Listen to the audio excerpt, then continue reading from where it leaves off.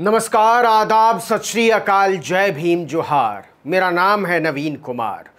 उत्तर प्रदेश की राजनीति में वो हो गया है जो आज से पहले कभी नहीं हुआ था, या कहिए जिसको असंभव कहा जाता था। बिल्कुल वो असंभव है गुर्जरों और जाटों का साथ आ जाना, और इन दोनों के साथ मुसलमानों का आ जाना। क्योंकि अभी तक तो यही कहा जाता था कि गुर्जरों और जाटों में 36 का आंकड़ा होता है। जाटों और मुसलमानों का बैर तो खैर जगत विख्यात रहा है। भाजपा इसी का फायदा उठाती रही थी। गुर्जर किसी जमाने में बीएसपी के वोटर हुआ करते थे, लेकिन मोदी लहर में वो भाजपा की नाव पर सवार हुए तो 2019 तक भाजपा को ही वोट किया। लेकिन 2022 के विधानसभा चुनाव में कुछ ऐसे कमाल हुए हैं, या कहिए बवाल हुए हैं, कि किसी को यकीन नहीं हो रहा है। दरअसल गुर्जरों और जाटों ने मिलकर कर दी है भाजपा की दिवाली काली। अभी तक तो किसान ही महापंचायत कर रहे थे कि भाजपा को हराना है, वापस नहीं आने देना है, और भाजपा मानकर चल रही थी कि ये किसान केवल जाट हैं और सिख हैं, वो इनके खिलाफ बाकी सबको गोल बंद करके नैया पार लगा ले जाएगी। लेकिन अब तो गुर्जरों ने भी कसम उठा ली है कि चाहे जो हो जाए बीजेपी को तो नहीं आने देना है। इसका कारण भी बताएंगे, लेकिन पहले सुनिए कि दादरी के मिहिर भोज इंटर कॉलेज में बाकायदा महापंचायत हुई है गुर्जरों की, जिसमें बड़े बड़े गुर्जर नेता शामिल हुए। इस महापंचायत के लिए राष्ट्रीय गुर्जर स्वाभिमान समिति का गठन किया गया था।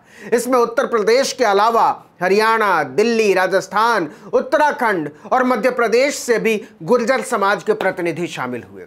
गुर्जर स्वाभिमान समिति के अध्यक्ष अंतराम तंवर ने इस महापंचायत में ऐलान किया कि गुर्जर समाज का कोई भी आदमी दीपावली का त्योहार नहीं मनाएगा और आने वाले चुनाव में भाजपा को सबक सिखाएगा।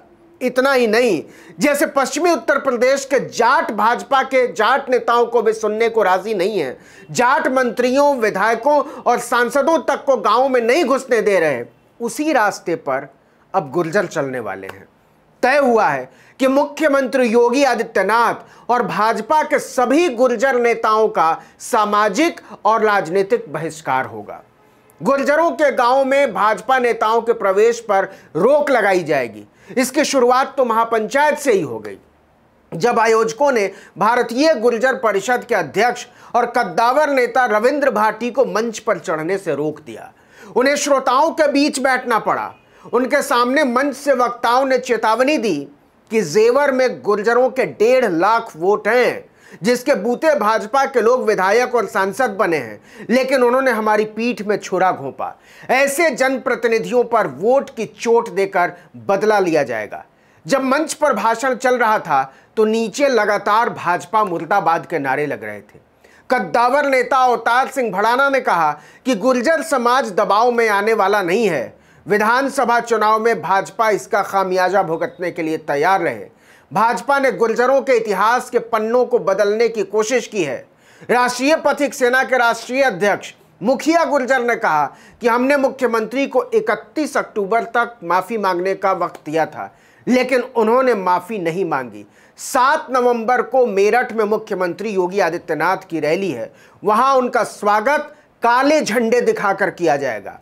उधर जाटों ने भी योगी आदित्यनाथ की रैली के बहिष्कार और विरोध का ऐलान कर दिया है। गुर्जरों ने कहा कि हम जयचंदों को सबक सिखाएंगे।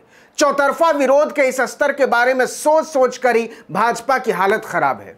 देखिए कि 22 सितंबर 2021 को दादरी के राजा मिहिर भोज पीजी कॉलेज में मुख्यमंत्री योगी आदित्यनाथ ने राजा मिहिर भोज की प्रतिमा का अनावरण किया था, लेकिन अनावरण से ऐन पहले उसकी शिला पट्टिका से गुर्जर सम्राट शब्द हटा दिया गया था, क्योंकि गुर्जरों और राजपूतों के बीच राजा मिहिर भोज पर दावेदारी की जंग छिड़ी हुई है। इसके बाद गुर्जरों ने प्रतिमा को दूध से नहलाकर शुद्धिकरण भी किया था और मुख्यमंत्री से माफी की मांग की थी, लेकिन ऐसा कुछ नहीं हुआ।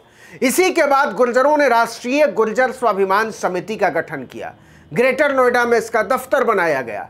भाजपा की हालत गुर्जरों के इस तेवर से कितनी खराब है, इसका अंदाजा इसी बात से लगाइए कि महापंचायत में आने वाले लोगों को दादरी पहुंचने से रोकने के लिए चप्पे चप्पे पर पुलिस तैनात की गई थी। कई रास्तों को भी डायवर्ट कर दिया गया था ताकि लोग आयोजन स्थल पर न पहुंच सके। गुर्जर स्वाभिमान महापंचायत को समर्थन देने जा रहे प्रगतिशील समाजवादी पार्टी के राष्ट्रीय अध्यक्ष शिवपाल यादव को भी पुलिस ने रोक लिया था। उन्हें वहीं से वापस लौटना पड़ा। शिवपाल यादव ने कहा कि भाजपा ने शिला पट्टिका से गुर्जर शब्द पर कालिख पोतकर गुर्जर समाज का अपमान किया है। चुनाव में उसे इस घमंड की कीमत चुकानी होगी। गुर्जर परिषद के अध्यक्ष रविंद्र भाटी ने कहा कि चक्रवर्ती सम्राट का अपमान करने का हक किसी को नहीं है। मुख्यमंत्री जहां जहां रैली करेंगे, समिति के सदस्य वहीं आंदोलन करके विरोध करेंगे। महापंचायत में ऐलान हुआ है कि राजा मिहिर भोज की मूर्ति के शिलापट पर तो गुर्जर सम्राट जोड़ना ही पड़ेगा। जेवर में बनने जा रहे एयरपोर्ट का नाम भी गुर्जर प्रतिहार सम्राट मिहिर भोज हवाई अड्डा रखना पड़ेगा। गुर्जर बहुल गांव में गुर्जर सम्राट मिहिर भोज की प्रतिमा लगाकर भाजपा को हम ताकत का एहसास कराएंगे।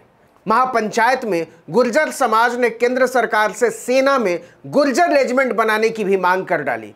कहा कि देश की सीमाओं पर गोली गुर्जर खाए और कंधे पर राजपूत रेजिमेंट लिखा हो, अब ऐसा नहीं चलेगा। गुर्जरों ने दादरी रियासत के राजा शहीद राव उमराव सिंह की प्रतिमा लगाए जाने की भी मांग कर डाली है। मतलब जैसे जैसे विधानसभा चुनाव करीब आ रहे हैं, वैसे वैसे भाजपा की मुश्किलें बढ़ती जा रही हैं। उसकी हालत एक को मनाओ तो दूजा रूठ जाता है वाली हो गई है। खासकर पश्चिमी उत्तर प्रदेश में तो उसकी स्थिति बहुत ही विचित्र होती चली जा रही है। वोट देने की बात छोड़ दीजिए, अगर पश्चिमी उत्तर प्रदेश में जाट बीजेपी का बहिष्कार करने जा रहे हैं, गुर्जर करने जा रहे हैं बहिष्कार, मुसलमान करने जा रहे हैं, दलित करने जा रहे हैं, यादव करने जा रहे हैं, तो फिर उसका स्वागत कौन करने जा रहा है? इस सवाल का जवाब देने वाला कोई नहीं है। भाजपा के नेता अभी तक इंतजार कर रहे थे कि होली के बाद सब ठीक हो जाएगा।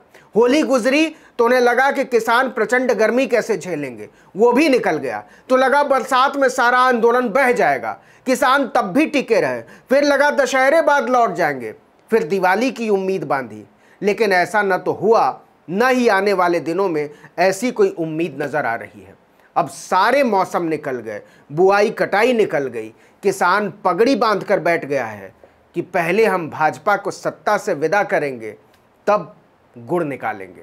और अब जाटों के साथ गुर्जर भी मिल चुके हैं, मुसलमान भी मिल चुके हैं। अल्लाह अकबर, हर हर महादेव के नारे लग रहे हैं। इसमें अब वीर गुर्जर सम्राट मिहिर भोज की जय का नारा भी जुड़ गया है। यह नारा कहीं भाजपा के पैर न उखाड़ दे।